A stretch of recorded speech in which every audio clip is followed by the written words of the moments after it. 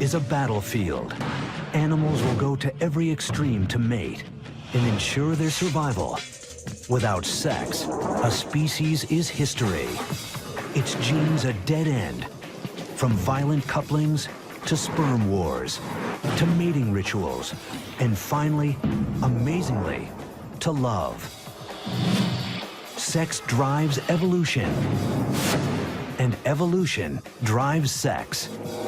In nature, it really is all about sex.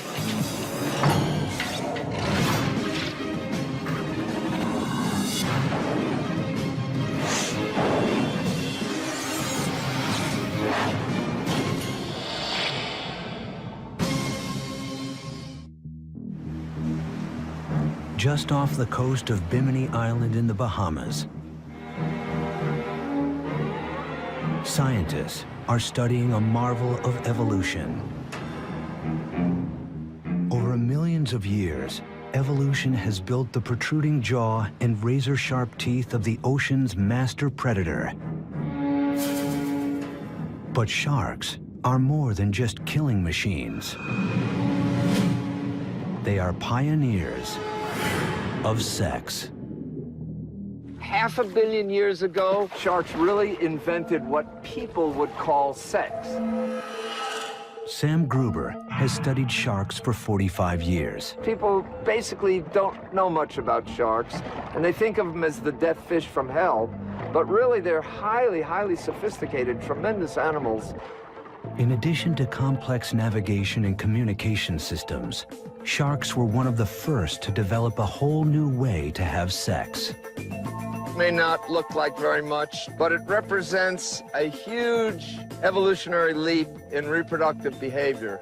If you look very closely, you'll see these two little finger-like projections, which are called claspers, are actually the penis of the male shark. 400 million years ago, sharks became one of the first vertebrates to evolve a penis. But they were hardly the last. Over millions of years, the penis proved so valuable that it evolved independently in animals as different as insects, birds, and reptiles.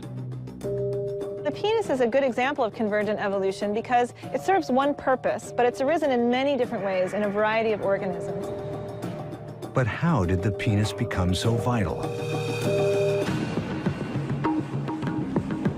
700 million years ago, sharks, fish, and other vertebrates have yet to evolve. Sea life is instead comprised of simple, single-celled creatures. To pass on their genes, they don't have to partner up. They can reproduce by themselves. Reproduction before sex was all asexual. Asexual reproduction means that you just make copies of yourself and send them off into the environment. They have all of your genes and no one else's. Asexual reproduction does guarantee that 100% of an organism's genes are passed on. But on the evolutionary battlefield, this strategy has one serious flaw. When each and every creature shares the exact same genes, they also share the same genetic weak spots. Imagine that a virus shows up on the scene, and that virus attacks you if you have a very specific gene sequence in your DNA. Now, if everyone in your population has the same DNA, that means that that virus is going to wipe everyone out. But with sexual reproduction, the mixing and matching of genes increases the odds of at least some individuals living on. The secret to survival is sex. The first animals to adopt sexual reproduction emerged 600 million years ago. But the sex they practiced is not what humans might imagine. These passive creatures, relatives of modern coral, were tightly anchored to the sea floor. How can you mate when you can't move? Cast sperm and eggs on the waves and hope they meet. Each summer, billions of coral polyps simultaneously launch their reproductive cells into the current. Each coral releases both sperm and egg, But instead of combining with each other, they wait until they encounter the seeds of another coral. No one knows how they do it. This mass spawning is one of nature's most arresting spectacles. But it evolved as a matter of survival.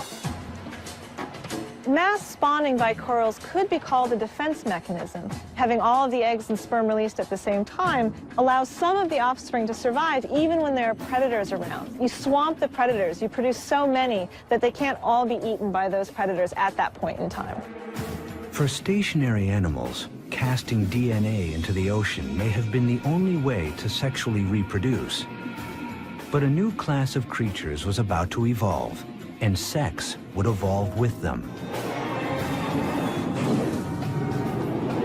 About 570 million years ago, in a very brief period of time, we see the origin of many different, often very complex body forms, some of which are still with us today.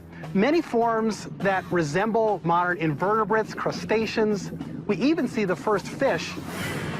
These early fish could move like no other creatures that came before. Instead of relying on ocean currents to carry their fate, males could directly target the female's eggs with their sperm. But even this method of mating had its pitfalls. The eggs, once fertilized, were not only tiny and fragile, they were exposed. This forced the parents to either stand guard or abandon them altogether. It would take another 200 million years for evolution to come up with a new plan, which is where sharks come in. In sharks, evolution gave rise to an innovation that allowed males to deploy sperm directly inside the females. Sharks invented sex, so to speak. This is just a huge difference from what we see in animals that lived 500 million years ago. Instead of two fish just randomly spraying their eggs and sperms out into the water, helter-skelter, these animals have to actually come in contact. Sharks are one of the first vertebrates to physically connect during sex. It may sound friendly, but with sharks, it's anything but.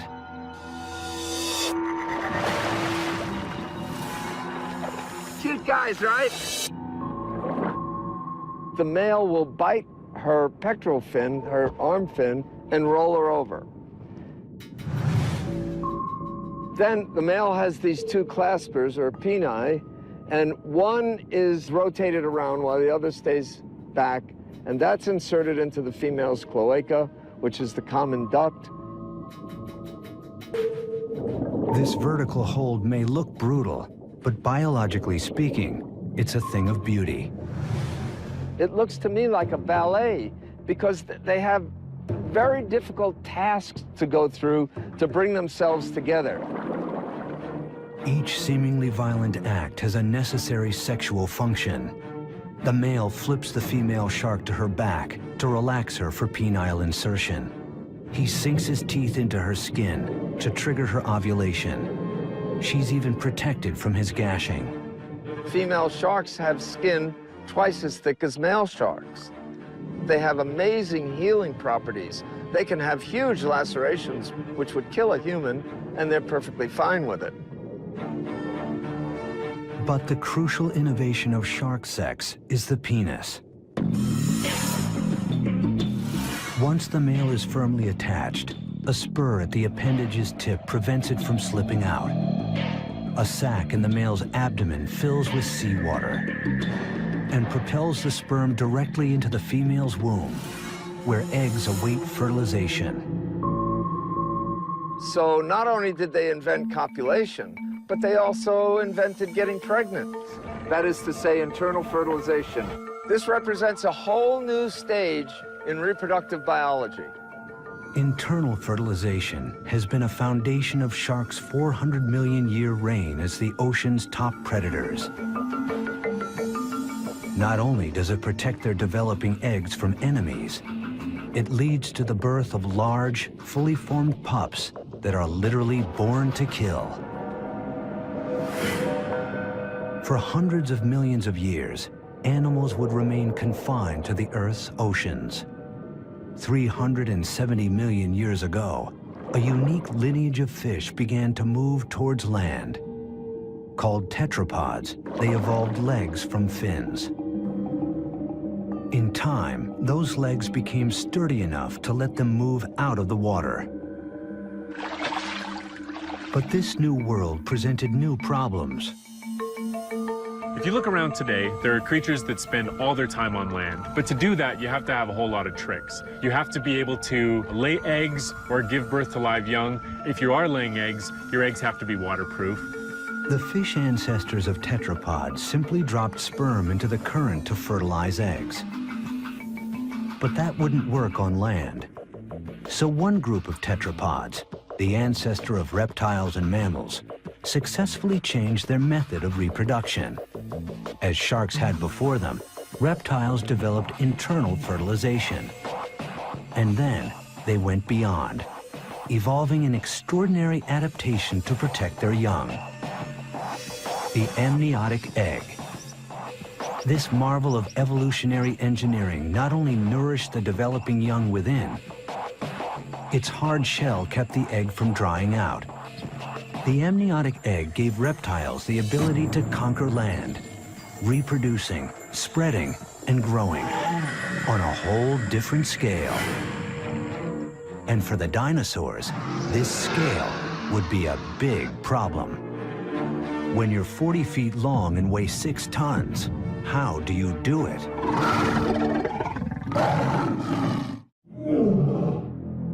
If you can't mate, if you can't pass on your genes, your evolutionary history. But what happens if your own size gets in the way of mating? Some dinosaurs evolved to be the biggest animals ever to live on land. With dinosaurs like T-Rex topping out at more than 15 feet, sex gets complicated. And for all we know about dinosaurs, the details of their sex life remains a mystery. Imagine a 40-ton dinosaur trying to reproduce.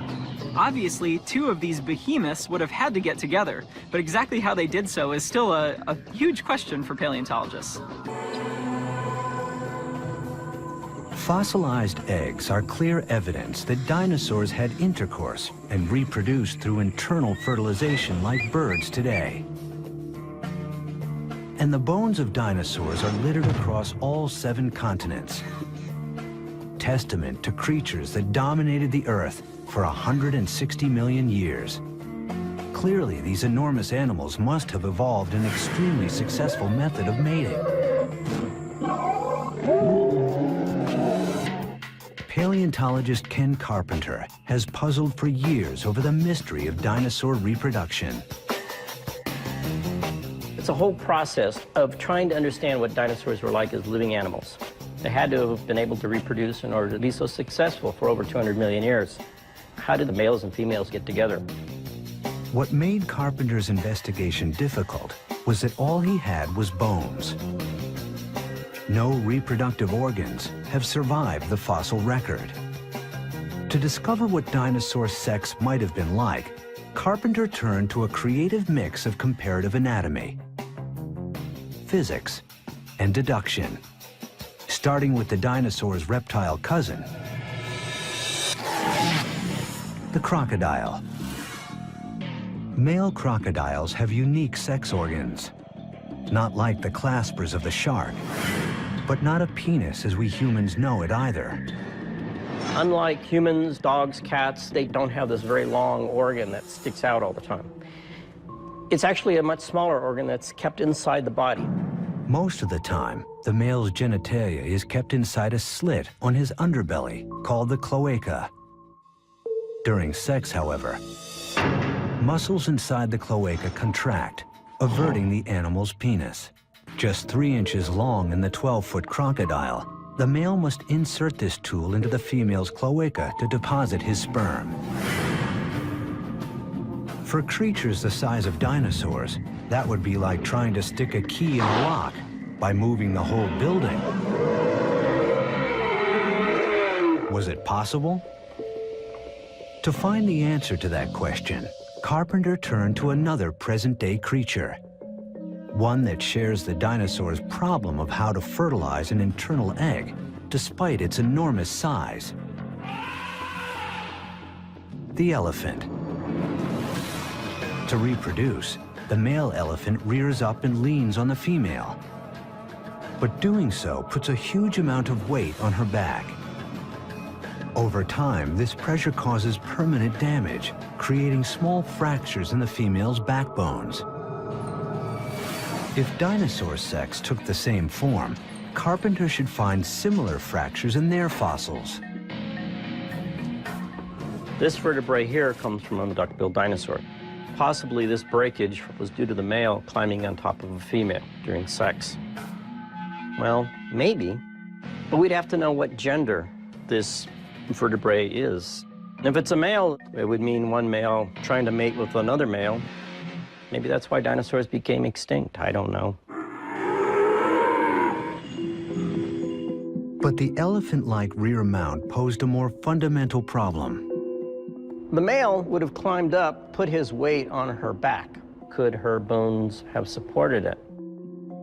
Elephants weigh up to 7 tons. But some dinosaurs weighed as much as 25 tons. Carpenter calculated the bone strength needed to withstand that much force and concluded that it was too much. The elephant way was out. Undeterred, Carpenter retraced his steps to crocodiles and alligators, creatures with a mating style that avoids load-bearing altogether. They've got the water to suspend them. It's almost like being in space. The male and females can basically rotate together. The male can stick his penis into the female's cloaca and interject sperm. So could dinosaurs have had sex underwater? Carpenter consulted the charts. There were no huge bodies of water, except in a very few places, which would mean then that dinosaurs would have to traipse for sometimes literally thousands of miles in order to have sex. That's an awful lot of work just for sex. Another dead end. Birds were next. They are the direct descendants of dinosaurs, and they lay eggs like dinosaurs. Could they copulate the same way? Birds do it basically as a bunch of quickies, mostly because they're trying to fly at the same time as they're trying to reproduce. The males will be fluttering their arms as they're trying to get up against the female. Birds' quick transfer of sperm, known as a cloacal kiss, would have its advantages for creatures as large as dinosaurs. But again, there are problems. Most dinosaurs don't have wings. And just as importantly, how could they do it with their massive armor in the way? The dinosaur's bony tail is heavy and rigid and not easily moved. The normal procedures of comparative anatomy had left Carpenter with a trail of false leads. Racking his brain for any idea that might work, Carpenter found one right at his feet: the household cat. And while cats are no more like dinosaurs than dogs are like lizards, Carpenter believes the cat's way would work for T-Rex.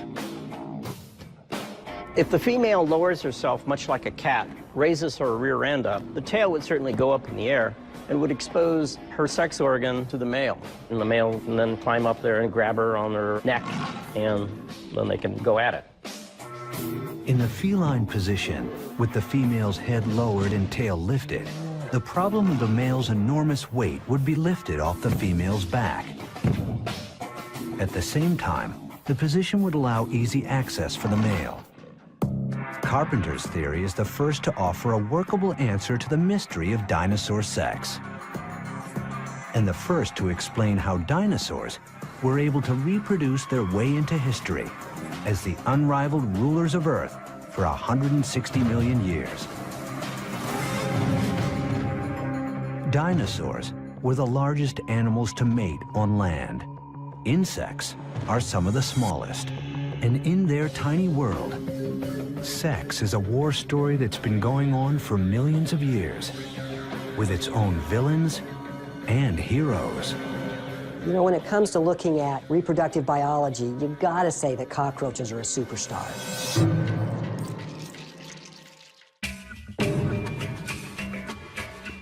"65 million years ago, an asteroid 6 miles wide hurtles down from the sky and smashes into the Gulf of Mexico.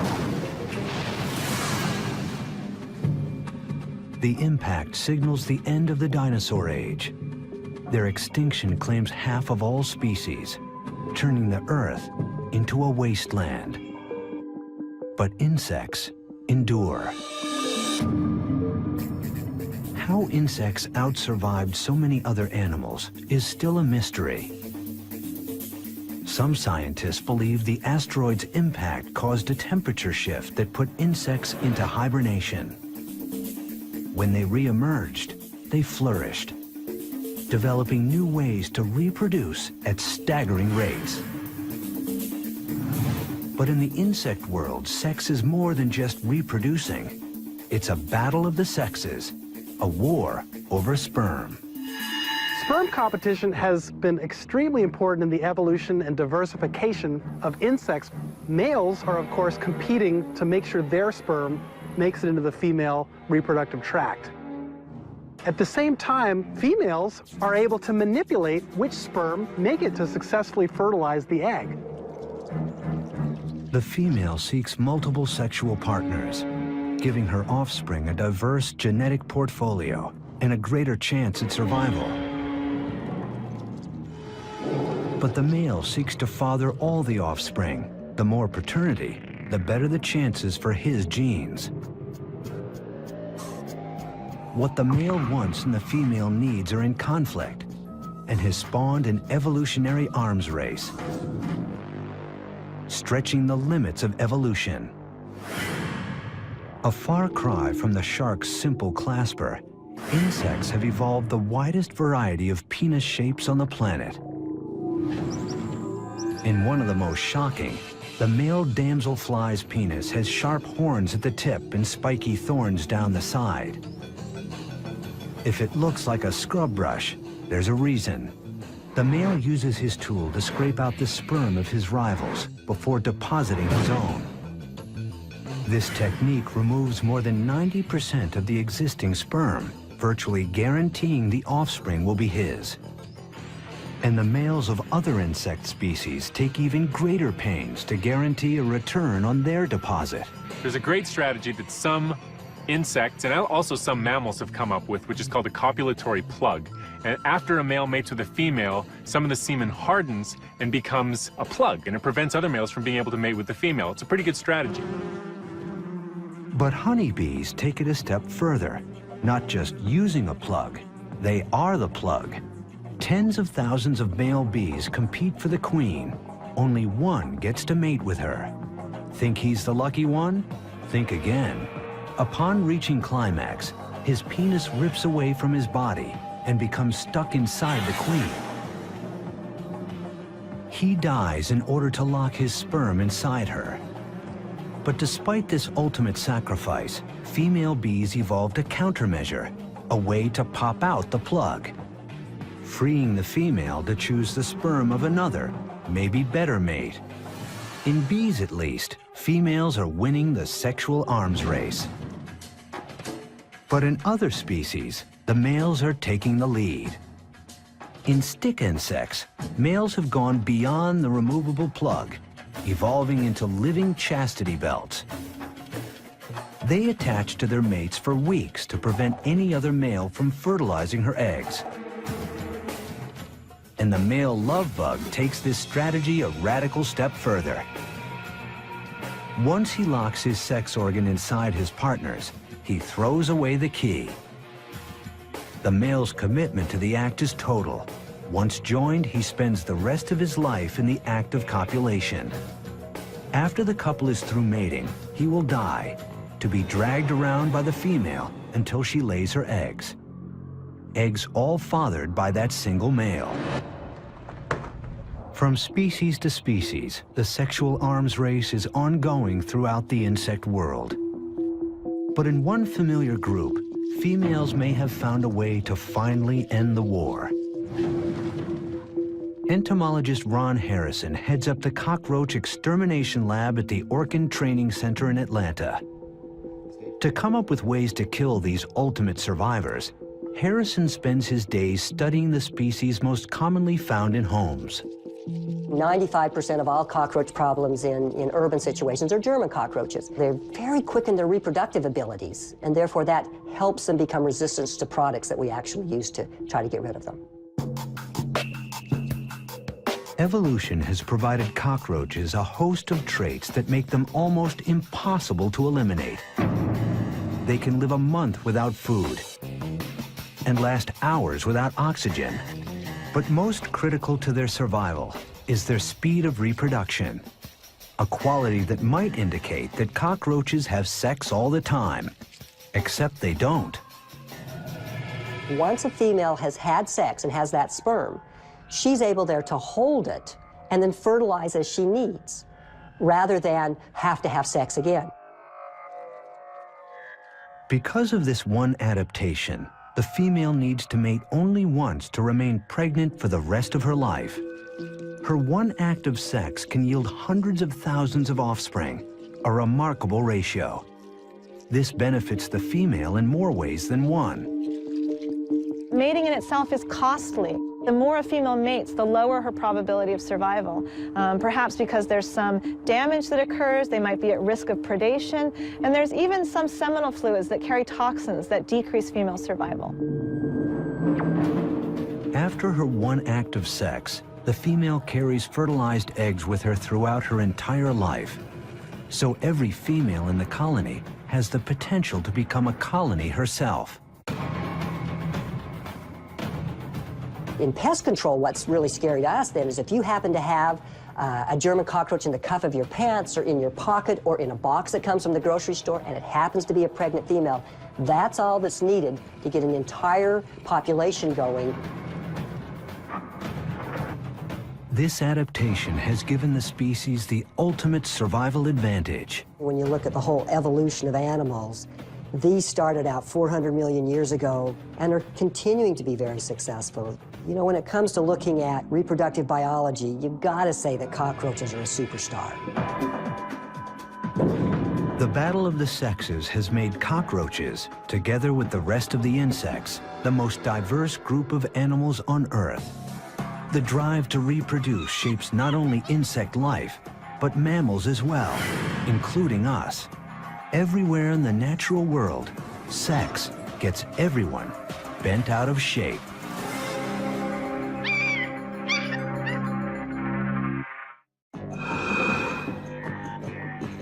Animals will do anything to mate. The drive to pass on genes and ensure survival of the species is so strong that it causes evolutionary changes. This process is called sexual selection. It's a type of natural selection, but it's the kind of selection for the kind of traits that evolve not to survive another day, but to win at the mating game. To be successful, in evolutionary terms, your genes have to be in the next generation. As soon as you have sexual reproduction, what you're doing is going out into the environment and looking for other individuals that are doing well and trying to get some of their genes into your offspring. You need to assess how everybody in your population is doing in terms of their reproductive output. The game of courtship in the animal kingdom is largely typecast. For the most part, males display, females choose. There's not an animal on this planet in the wild that will copulate with anybody. They all have favorites. Too old, too young, too scruffy, too stupid acting, and they won't do it. And for good reason, because an animal only has a few chances to pass their DNA on into tomorrow. And so they want to do it with the kind of individual that will really enable them to survive. And females can often have really weird criteria by which they choose which male they're going to mate with. Sexual selection has had huge consequences. Males of a species, they have to compete with each other to find a female. It gives rise to a whole different set of behaviors and appearances in animals to compete with other males and try to get a female mate. For example, a moose uses its antlers to fight other moose in order to win the opportunity to copulate with certain females. So there's two types of traits that evolve for sexual selection. One are traits simply to fight off members of your own gender, and others are traits to attract the opposite sex. The pressures of sexual selection worked on the male stalk-eyed fly to compete for the largest eye stalk, on the male finch to sing and to show red, on the rhinoceros beetle to grow massive fighting horns, on the male lion to grow his mane, and on the male giraffe to grow a powerful long neck. Some forms of sexual selection can actually drive species extinct because the traits that females prefer are so elaborate that they actually get in the way of day-to-day lives of males. Take the case of the Irish elk, the ancient cousin of Europe's fallow deer. Females really liked big antlers, and so over time, males with large antlers were selected over males with smaller antlers. Over progressive generations, the average size of antlers in the population got bigger and bigger and bigger and bigger. Eventually, the antlers got so big that they were at the very limit of what an animal can sustain and still survive in its environment. And ultimately, the Irish elk went extinct, and a lot of people think that it went extinct because its antlers were just too big. But even after the rams have butt heads and the mating has begun, in some species, the female has more work to do to be sure the goods are delivered.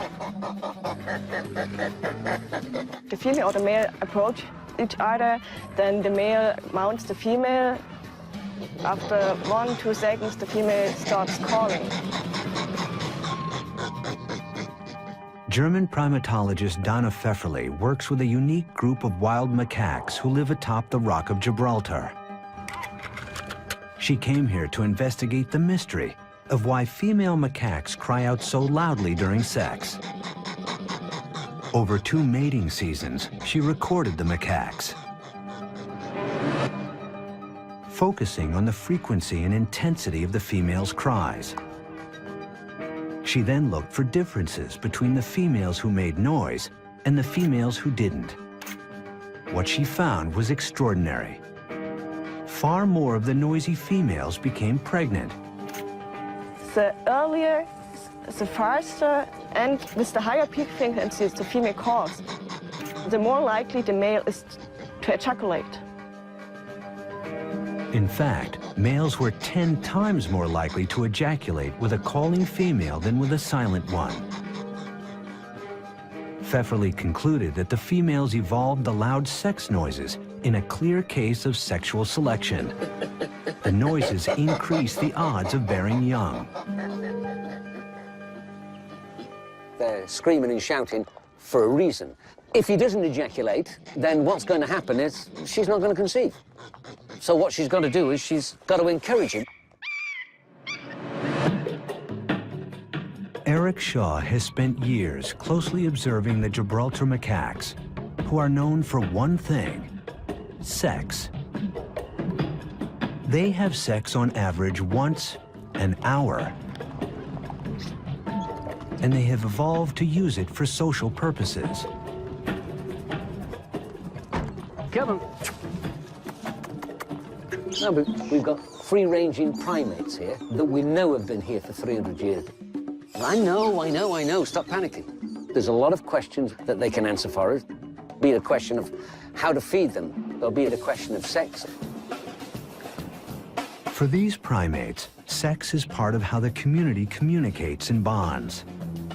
They use their sexuality in a lot of ways like we do, I suppose. You had a male and a female here, and he threatened her because you're a little bit too close to my food. To stop the threat, she presents herself. In other words, take me, I'm yours. Here we go.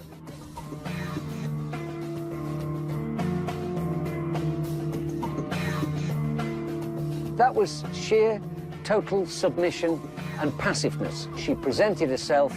I'm not a threat. He decided to go all the way this time and accept her submission. And now there's peace in the world. The macaque community needs order to keep their elaborate social network intact. There are little families within families. You know, one female will have 5 children over here, another will have 4 over there, but they need this protection, they need this cohesion, they need to move as a troop. With primates like macaques, sex moves beyond its primary function and is put to many different uses. The scientists call these behaviors sexual currency. Primates have developed sexual reproduction to an elaborate art. No longer is it just a physical coming together with no consequences other than reproduction. Now it's the fulcrum of many different aspects of primate societies. A lot of the primates will exchange food for sex, express power with their sexuality, express friendship with their sexuality. Sex is a very powerful exchange mechanism. The mix of sex for reproduction and social purposes evolved by primates like the macaque set the stage for the human sexuality that was to come. Humans would add one more most unusual layer to the evolution of sex. Human beings began to emerge as distinct from our primate cousins just a few million years ago. When our ancestors came down out of the trees and began to stand up on 2 feet instead of 4, they also changed some of their sexual anatomy. Helen Fisher studies the evolution of human sex. The female vaginal canal is no longer tipped backwards the way it is among chimpanzees. It evolved to move somewhat forward, probably for easier access during the missionary position. As the female's anatomy changed, so did the male's. The penis had to reach deeper into the female's body, so it evolved to become significantly larger. Today, humans have the biggest penis of any primate and the most highly developed brain. I think that human beings made their biggest leap in terms of sexuality with the evolution of the brain. Over time, the human brain grew large, so large that its hard skull became a threat to successful reproduction. At some point during human evolution, we began to not only to stand up on 2 feet instead of 4, but the brain got to be too large for the birth canal. At that point, women began to have to bear their babies sooner so that they could get out of the birth canal. No one knows how long the first human mothers carried their young. But we do know that today, a 21-month pregnancy would be necessary for a human baby to be born as fully developed as a newborn chimp. With every human born essentially premature, family bonds became a necessity for survival of the species. And that necessity, argues Fisher, explains the mystery of love. As we evolved babies that would have a very long childhood and even adolescence, we began to need to sustain a partnership with somebody long-term. And thus we see the evolution of these romantic love and deep attachment to a partner. Fisher studies the specific areas of the brain involved in sex and love. Inside an MRI machine, subjects are directed to think about their lover by looking at his or her photograph. As they do, their MRI lights up with regions of intense activity. An entire brain system devoted to love. By 2 million years ago, we began to build this very large cortex. And then suddenly, sex and mind became interconnected. These brain systems for the sex drive and for romantic love are woven deep into primitive parts of the human brain. Humans forever changed sex with the evolution of love. And now, humans are going a step further, taking our evolution into our own hands and separating it from the act of sex. Sex has become futuristic. There's all kinds of ways now to basically bypass sex. We can clone individuals in a petri dish. There's all sorts of ways to fertilize individuals without engaging in intercourse. What is occurring today is that biology is beginning to manipulate those processes to alter its own self and to take control of its own future evolution. So it's becoming a very conscious thing, and 100 years, 200 years from now, as we move forward, the process of human evolution is going to be directed by human choice. Gregory Stock is a biophysicist and the author of a book entitled Redesigning Humans. He is an advocate of human genetic engineering. And I could see a time when it's viewed as just kind of careless to conceive of children by the old ways, where it's just some random meeting of egg and sperm. How could you be so careless about something as important as a child? Stock believes the logical first step will be genetic screening, a process in which couples will be able to bring their sperm and egg together in the lab to generate multiple embryos. Then pick the one with the most desirable traits. So I think it'll be the parents will make choices about their children that are a little bit different from themselves, but really resonate with their own personalities. If they're really outgoing, they'll want children that are outgoing. If they're really conscious about their own intelligence, they'll choose kids that have a little leg up in that realm. If they're really athletic, they're going to want an athlete. And I see an enormous diversity as we go out into the future. We already are living in the age of engineered reproduction. The first so-called test tube baby is now in her 30s. Successfully cloned animals include the mouse, sheep, cattle, cat, horse, and chimp. Theoretically, the technology to clone humans exists, but hasn't yet been used. For Stock, a future of engineered humanity would simply be a new phase in evolution, consciousness having evolved to the point where it can chart its own future.